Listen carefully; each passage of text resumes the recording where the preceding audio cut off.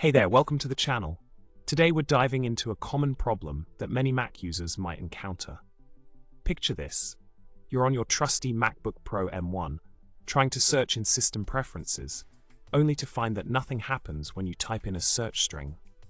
Frustrating, right? Well, worry not, because you're not alone. Even other users on the same MacBook are facing the same issue. Let's tackle this problem head-on and find a solution. Now, let's talk about the solution. Here it is. The culprit behind this search issue is none other than the pesky Corespotlightd process.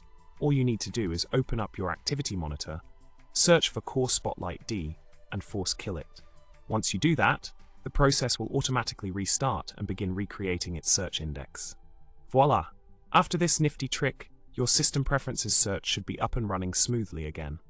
In summary, we've uncovered the mystery behind the unresponsive search function in System Preferences on your MacBook Pro M1. By giving the mischievous Corespotlightd process a swift force kill in the activity monitor, you'll have your search feature back in no time. Thanks for tuning in, and don't forget to subscribe, like the video, and drop a comment below with your own tech troubles or witty remarks. See you next time.